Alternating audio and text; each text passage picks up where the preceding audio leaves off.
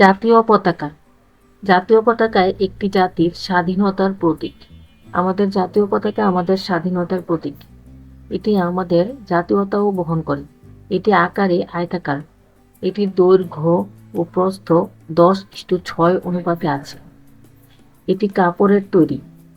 আমাদের জাতীয় পতাকার রং হলো গাঢ় সবুজের মাঝখানে রক্তলাল বৃত্তযুক্ত। সবুজ রং দ্বারা বাংলাদেশের সবুজ মাঠকে বোঝানো হয়েছে এবং মাঝখানের রক্তলাল হলো শহীদদের রক্তের প্রতীক। এটি আমাদের আত্মবিসর্জনের স্মৃতি বহন করে। আমাদের দেশের বিভিন্ন জাতীয় দিবসে এটি উত্তোলন করা হয়। আবার বিভিন্ন শিক্ষা প্রতিষ্ঠান, সংসদ ভবন, সচিবালয় ও বিভিন্ন প্রতিষ্ঠান চলাকালীন জাতীয় পতাকা উত্তোলন করা হয়। আমাদের স্বাধীনতার প্রতীক হিসেবে আমরা আমাদের জাতীয় পতাকার দিকে তাকাই।